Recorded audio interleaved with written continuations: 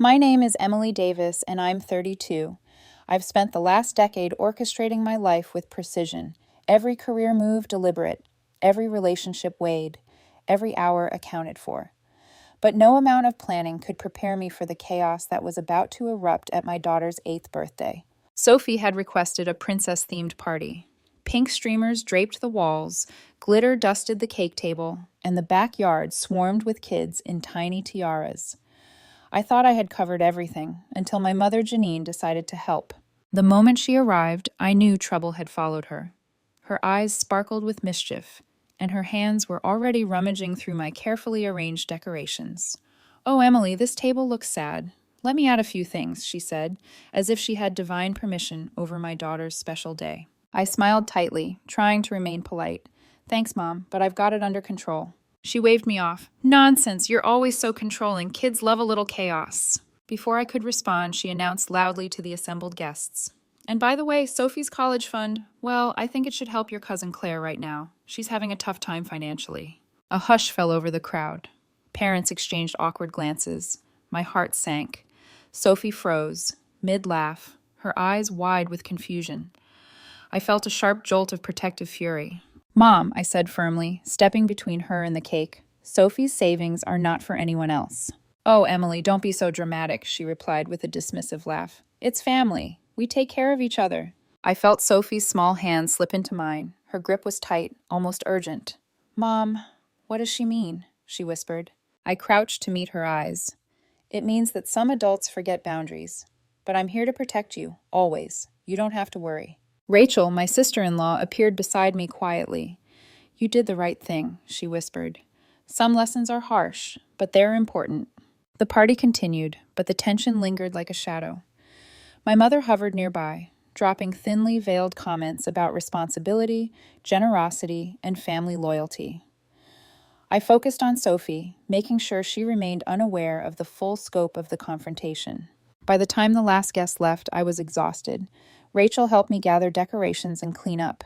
"It's not easy, being the parent who has to say no," she said softly. "I know," I replied, "but Sophie's future is not negotiable. Some battles you fight silently, but this one, I couldn't let it slide." Later that night, I checked my phone.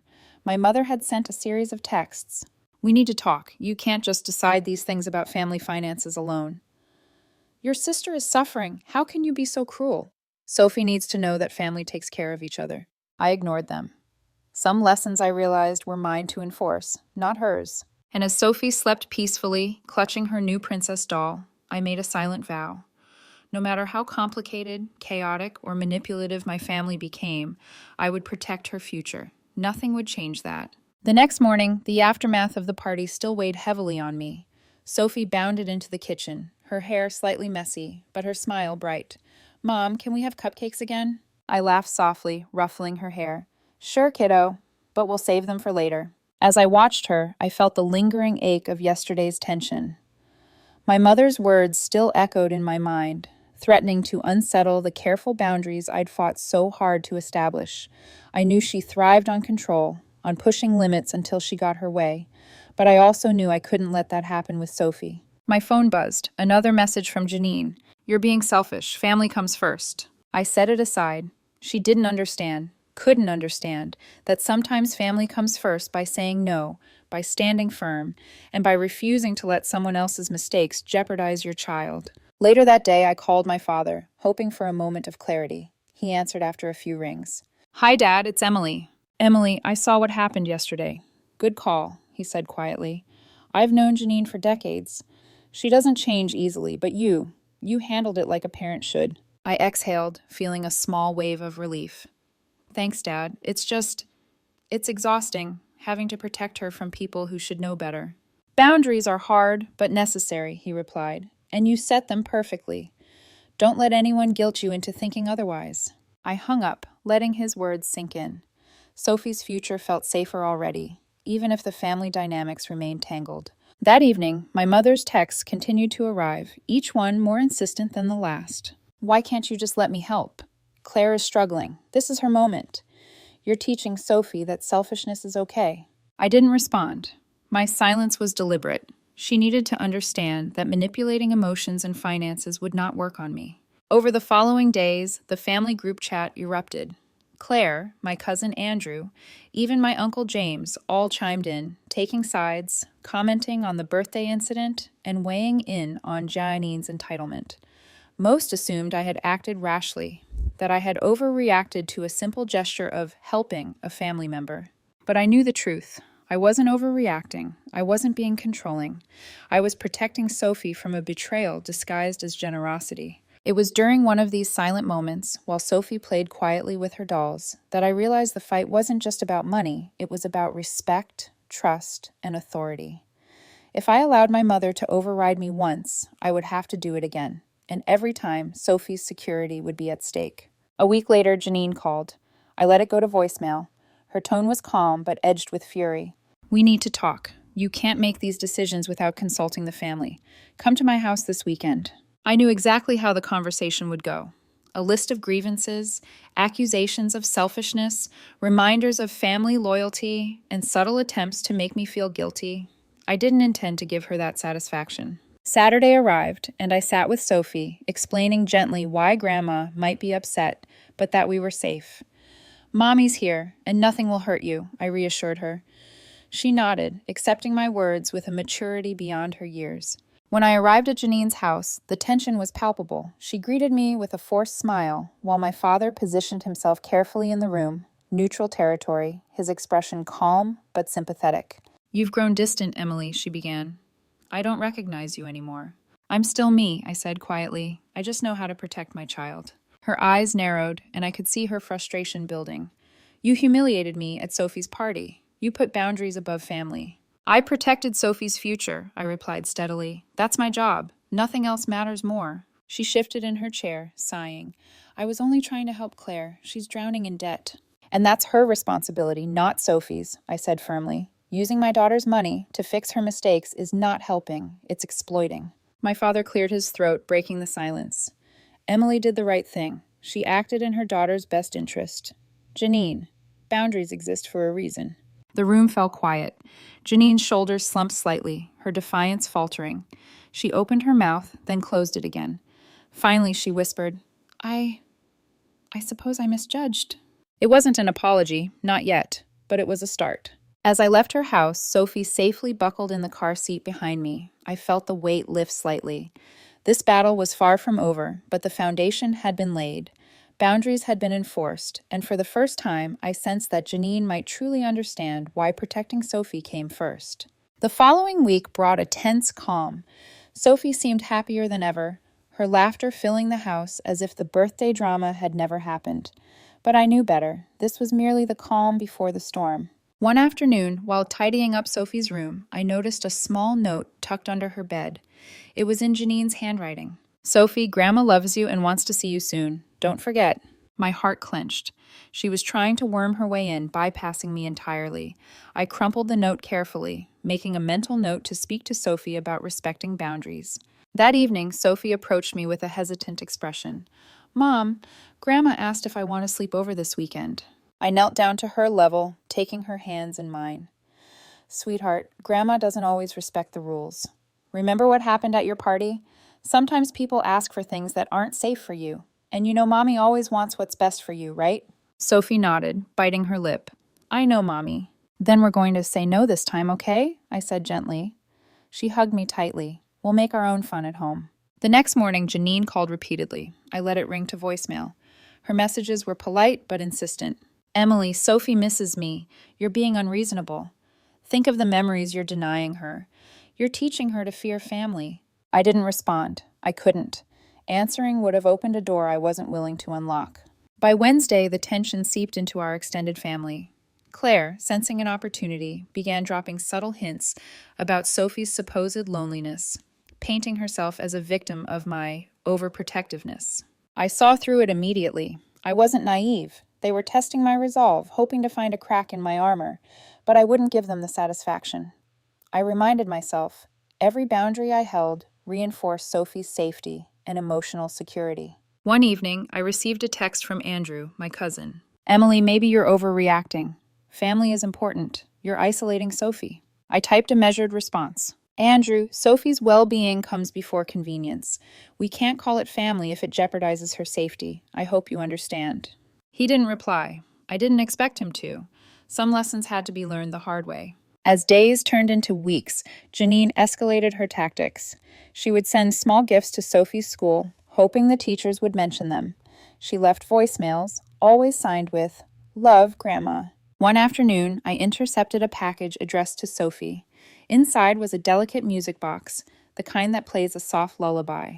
On the note, "For Sophie, to remind her of Grandma's love. Don't let her forget me." I stared at the box for a long moment.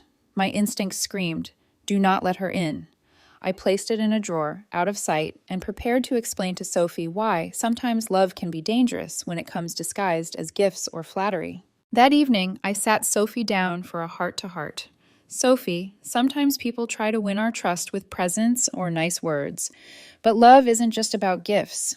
Love is about respect and keeping you safe." Sophie's eyes welled up. "But I love Grandma." "I know, sweetheart, and you can love her from afar, safely. Mommy's love is here, protecting you. That will never change." She nodded slowly, clutching her stuffed rabbit. "Okay, Mommy." I hugged her tightly. "Good girl. You're learning how to protect your heart." Despite my vigilance, Janine's maneuvers continued. It wasn't long before I discovered that she had been contacting my father, trying to sway him. He had been diplomatic, avoiding taking sides, but I knew she was persistent. One Saturday morning, my father came over, sitting across from me at the kitchen table. "Emily, I had a long conversation with Janine," he said. "She's frustrated, yes, but she isn't evil. She wants to be part of Sophie's life. I just hope you'll consider—" "Dad," I interrupted softly but firmly. "I know she wants to be involved, but involvement without boundaries is dangerous. I need you to understand that I'm not making this decision lightly. Sophie's safety comes first, period." He studied me, his expression conflicted. Finally, he nodded. "I understand. I just hope she sees reason before it's too late." That night, I sat by Sophie's bedside, watching her sleep. Her small chest rose and fell rhythmically, her tiny hands curled protectively under her cheek. Every decision I made, every boundary I enforced, was for this. She was the center of my world, my reason for drawing the line, my reason for standing firm against family manipulation. As the weeks passed, a pattern emerged. Janine's efforts grew more desperate, but each time she tested me, each time she tried to push past the limits I set, I remained calm, deliberate, and unwavering. Sophie learned alongside me, understanding that sometimes love meant saying no, even to people you cared about. And in that quiet, constant vigilance, I realized something crucial. Love isn't always easy. Sometimes love demands confrontation. Sometimes love means standing alone. But above all, love means protecting those who cannot yet protect themselves. I was ready for whatever came next, because no gift, no words, no manipulation could ever outweigh the bond between a mother and her child. Sophie's safety, her trust, and her well-being would always come first. Weeks later, the tension reached a new peak. Sophie came home from school one day, clutching a crumpled piece of paper. "Mom, Grandma gave this to me at school," she whispered. I took the note carefully. It was short, deceptively innocent. "Sophie, I know your mom says no, but you deserve to have fun with Grandma. Meet me at the park after school. Love, Grandma." My blood ran cold. Janine had crossed a line. She had bypassed me entirely, contacting Sophie directly. This wasn't just boundary testing anymore. It was manipulation. I knelt down to Sophie's level. "Sweetheart, this isn't safe. You cannot meet her without Mommy knowing. Do you understand?" Sophie's lower lip trembled. "But she's my grandma. She just wants to play." "I know, darling, and I know it's hard. But sometimes even people we love can do things that aren't safe. Mommy's rules are here to protect you, not to hurt you." She hesitated, then nodded slowly, hugging me tightly. "Okay, Mommy." That evening, I contacted Sophie's school principal. I explained the situation in detail, requesting that Janine be barred from direct contact with Sophie at school. The principal agreed to monitor interactions closely and promised to forward any suspicious communication directly to me. Relieved, I returned home, only to find another text from Janine waiting. "Emily, you're hurting Sophie by keeping me away. Don't make her choose. She loves both of us." I read the message twice before replying, my fingers steady. "Sophie's well-being comes before your feelings. Do not contact her directly. All communication must go through me. This is non-negotiable. No response came, which was, in its own way, a small victory. The following weekend, Sophie asked to bake cookies with me. As we mixed flour and sugar, I watched her carefully. Her little hands moved confidently, and I realized how important it was for her to have stability amidst the chaos. "Mommy," she said suddenly, "I'm glad you're my mom. You always know what's best." I smiled, holding back tears. "Thank you, sweetheart. That means everything to me." But peace was short-lived. A week later, I received an email from Janine's lawyer. She was threatening legal action, claiming visitation rights, and arguing that I was alienating Sophie from her family. I exhaled slowly. I had anticipated this, but it still sent a ripple of tension through me. I forwarded the email to my own attorney and began preparing a detailed account of Janine's manipulations, her notes, gifts, voicemails, and the intercepted music box. Everything was documented, everything carefully recorded. When the lawyer called, I spoke clearly, without hesitation. "Janine has repeatedly bypassed me and attempted to manipulate Sophie. I will not allow her to jeopardize my daughter's safety or emotional well-being. Any attempt at direct contact will be met with legal action. This is not negotiable." The line went silent for a moment, then the lawyer responded curtly, "Understood." For the first time in weeks, I allowed myself a small measure of relief. Sophie was safe, at least for now. That night, I tucked Sophie into bed, brushing a strand of hair from her forehead.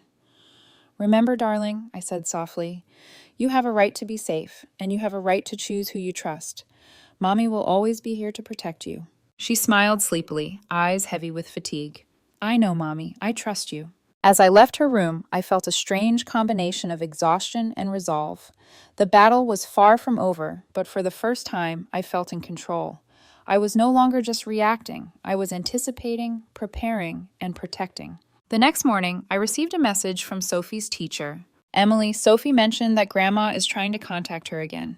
We intercepted it and kept her safe. Thank you for being vigilant." I smiled grimly. "One step at a time," I whispered to myself. The weeks that followed were a careful dance of boundaries, vigilance, and lessons for Sophie. Each attempt by Janine to manipulate, each legal threat or small gift was met with calm, deliberate action. Sophie was learning to navigate this complicated world safely, and I was learning to stand firm without letting anger dictate my decisions. One evening, while reviewing the latest batch of texts from Janine, I realized something profound. I wasn't just protecting Sophie from an external threat. I was teaching her resilience, discernment, and the courage to uphold her own boundaries. And in that moment, I understood a hard truth. Love isn't always easy. Sometimes love demands confrontation. Sometimes it means standing alone. But above all, love means protecting those who cannot yet protect themselves. Sophie stirred in her sleep as I watched from the doorway. Her small, steady breathing reminded me why I had chosen this path. The road ahead would be challenging, but I was ready. No gift, no words, no manipulation could ever outweigh the bond between a mother and her child. Sophie's trust, her safety, and her well-being were my unwavering priority. And I would fight, patiently and relentlessly, to ensure that nothing, not even family, would compromise that. The legal notice from Janine's lawyer arrived like a storm cloud. It claimed she had grandparental rights and demanded immediate visitation with Sophie. I read the documents with a calm I didn't feel. My hands were steady, but my mind was racing. I called my attorney, Daniel, a sharp, no-nonsense woman who had guided me through every difficult situation since Sophie's birth. "Daniel, she's escalating," I said, laying the papers on the kitchen counter. "I want a protective approach, but I also want to show the court she's been manipulative." Daniel nodded, already typing notes on her tablet. "We'll file for an injunction against unsupervised visits. We'll present evidence of manipulation, all the gifts, the messages, the school incidents. Sophie's safety and emotional well-being will be our strongest argument." Over the next few days, we compiled a detailed dossier. Each text, each intercepted gift, every note from school, even photos of Sophie's reaction to Janine's attempts. Everything was included. I reread each document, making sure the story was precise and unassailable. Meanwhile, Sophie sensed the tension. One afternoon, she tugged at my sleeve. "Mommy, will Grandma come to take me away?" I knelt down and held her hands firmly. "No, darling. The court will make sure that doesn't happen without us knowing. Mommy will always protect you." Her eyes filled with tears, but she nodded. "Okay." I trust you." The court date arrived quietly. Daniel and I entered the courthouse early, carrying our carefully organized folder of evidence. Janine and her lawyer were already there, her expression calm and practiced, but I could see the subtle tension beneath. She knew her games were on the verge of being exposed. When the judge called the case, I stood, feeling a strange mixture of anxiety and resolve. Daniel presented our evidence meticulously, explaining each attempt Janine had made to bypass my authority and manipulate Sophie. Janine's lawyer spoke next, painting a picture of a loving grandmother unfairly barred from her grandchild. But when the judge asked Janine directly about the incidents at school and the messages she sent Sophie, her confidence faltered. "Your Honor, well, I just wanted to spend time with her," she said, her voice shaky. The judge's gaze was sharp. "You circumvented the mother's authority and contacted the child directly. The court prioritizes the child's safety and emotional stability above all. Your request for unsupervised visitation is denied. Any future visitation will require strict oversight and approval from the court." I exhaled quietly, a weight lifting off my shoulders. Sophie's safety was now legally reinforced. After the hearing, Sophie ran into my arms. "Mommy, we won!" she squealed, hugging me tightly. "Yes, sweetheart," I whispered, stroking her hair. "We did, and you were so brave through all of this." That night, as I tucked her into bed, she whispered, "Mommy, I don't want anyone to try to trick me again. I like it when it's just us." I smiled softly. "Me too, darling, me too." In the weeks that followed, life began to settle. The tension from Janine's interference faded, and I focused on creating normalcy for Sophie. We baked cookies, painted pictures, and read stories long into the evening. But even as peace returned, I remained vigilant. The battle had taught me a lesson I would never forget. Love was not passive. It required action, discernment, and sometimes confrontation. Sophie had learned to trust her instincts and to value her own boundaries, and I had learned that protecting her meant standing firm, even when it was difficult, even when it meant going up against family. One evening, while Sophie slept, I sat alone with a cup of tea, reflecting. This journey had been exhausting, but it had also revealed a strength in both of us I hadn't fully recognized before.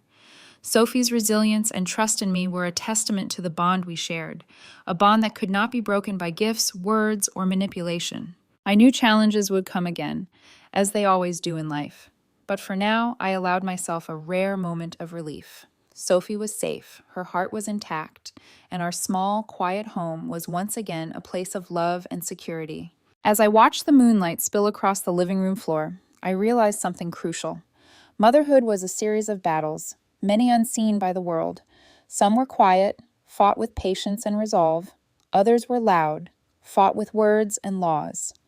But every battle, every victory, every tear and triumph was worth it. Because love, true love, demanded nothing less. And in that moment, I promised myself I would always be ready, always be vigilant, and always be Sophie's protector, no matter what came next. The days following the court ruling felt almost surreal.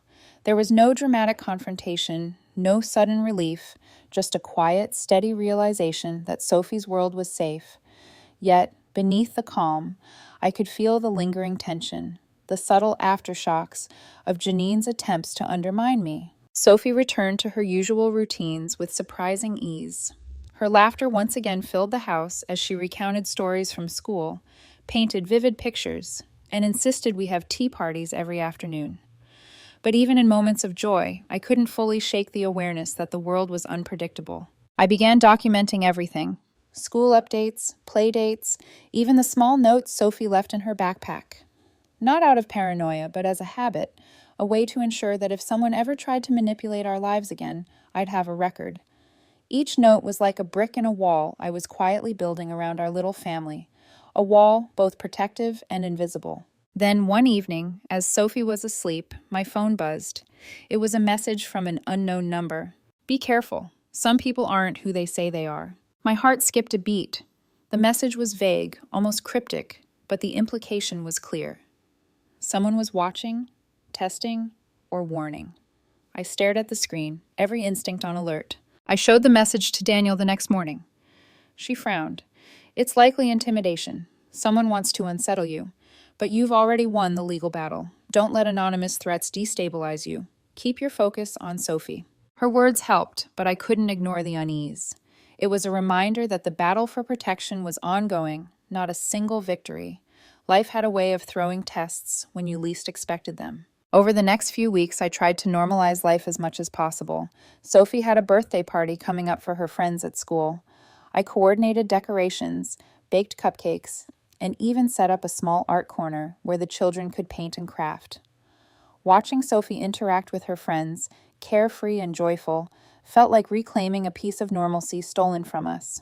But not everything could return to normal. I noticed Sophie's subtle wariness around adults who were overly kind or who tried to give her gifts. She had learned, in her own small but resilient way, to question motives and protect her heart. It made me proud, but also cautious. Her innocence had been tested, and while she had won, the world had left its marks. One afternoon, while reading her a story about a brave little princess who defended her kingdom, Sophie looked up at me with wide eyes. "Mommy, do you think people can really be that bad?" I hesitated, weighing my words carefully. "Some people make mistakes, sweetheart. Some people try to take what isn't theirs. But it's our job to stay strong, to protect what's precious, and to trust our instincts." She nodded, absorbing the lesson. Then, as if making a silent promise to herself, she returned to her painting.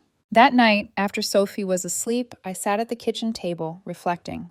The past months had been a gauntlet of fear, strategy, and relentless vigilance. But they had also shown me the depth of my own strength. I had learned to navigate manipulation, to assert boundaries, and to fight fiercely for what mattered most. I realized, too, that motherhood was a teacher unlike any other.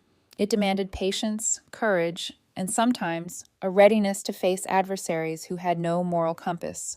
It was not just about nurturing, it was about defending, advocating, and enduring. And in those quiet moments, I made another promise to myself. No matter what threats, subtle or blatant, emerged in the future, I would be ready.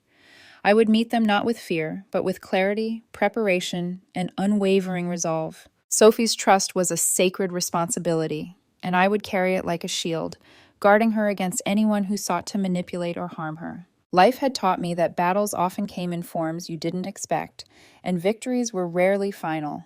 But each challenge faced, each obstacle overcome, strengthened not only the bond between mother and child, but also my own understanding of courage. As the night deepened and the house settled into silence, I sipped my tea, feeling the weight of everything that had passed and the quiet anticipation of what was yet to come. The journey was far from over, but for the first time in a long time, I felt ready. Ready to protect, ready to fight, ready to face whatever came next. And in that readiness, I found an unexpected peace. The calm after the court case was deceptive. Life had resumed its rhythm, but subtle reminders lingered, like faint shadows in the corner of a room. One morning, I noticed Sophie's teacher giving me a sidelong glance, a look tinged with concern. "Emily, I just wanted to mention," Ms. Harper began cautiously, "that Sophie has been asking a lot of questions about family, about trust, and, well, she seems unusually wary of certain classmates." I forced a smile, though my stomach tightened. "Thanks for letting me know. I'll talk to her." As I drove home, I thought about what Sophie had endured, not just the legal battle, but the months of tension and manipulation that came before it. Even now, echoes of it were surfacing in small ways.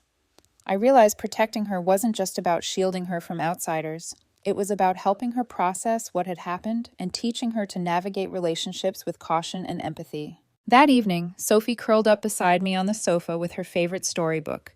She traced the illustrations with tiny fingers, her brow furrowed. "Mommy, why do some people lie?" I took a deep breath, choosing my words carefully. Some people lie because they want something they shouldn't have, or because they're scared of consequences. But it's important to remember, honesty and kindness will always matter more than any lie. She nodded, absorbing it, though the shadow of doubt lingered in her eyes. I knew this lesson would take time to settle. In the following weeks, subtle challenges began creeping back into our lives. A package arrived at our door with no return address. Inside was a book of fairy tales, but someone had scribbled threatening notes in the margins. Another time, Sophie's school friends mentioned overhearing a conversation that seemed designed to unsettle her, planting seeds of fear about strangers and authority figures. I felt the tension building again, a quiet pressure that tested my vigilance. I implemented stricter routines, monitored Sophie's communications, and stayed in closer contact with her teachers. Yet, I also tried to balance it with normalcy, refusing to let fear dominate our lives. Sophie deserved a childhood full of laughter and exploration, not just caution and anxiety. One evening, Daniel noticed my quiet obsession with every new anomaly. "Emily, you can't control everything," she said firmly. "You've won the legal battle. Don't let the paranoia steal Sophie's childhood." I wanted to nod and agree, but a part of me couldn't ignore the growing pattern of subtle intimidation. I realized that the world didn't always play fair, and victories could be temporary if you weren't vigilant. That night, as I tucked Sophie into bed, she whispered, "Mommy, promise me you'll always be here to protect me." "I promise, sweetheart," I said, brushing a strand of hair from her face. "I'll always protect you." Her small hand gripped mine tightly, and I felt a surge of resolve unlike anything I had known. My protective instinct was no longer just a reaction. It was a part of who I was. The next morning, I began taking deliberate steps to ensure our safety and stability. I contacted a private security consultant, not because I expected immediate danger, but to anticipate and prevent potential threats. I reviewed legal options for additional protective measures and kept a meticulous record of every unusual event. It was exhausting, but I knew that vigilance was now a permanent part of motherhood. Protecting Sophie was not a temporary assignment, it was a lifelong responsibility. As weeks turned into months, Sophie began to heal in subtle ways. Her laughter became more frequent, her trust slowly expanded, and she even started inviting friends over for playdates. It was a reminder that resilience could flourish even after exposure to fear and manipulation. Through it all, I learned a profound truth. Strength wasn't just about winning battles. It was about the courage to face uncertainty with calm, the wisdom to discern threat from coincidence, and the patience to nurture trust when it had been broken. And while the shadows of the past lingered, I discovered that the light of a mother's love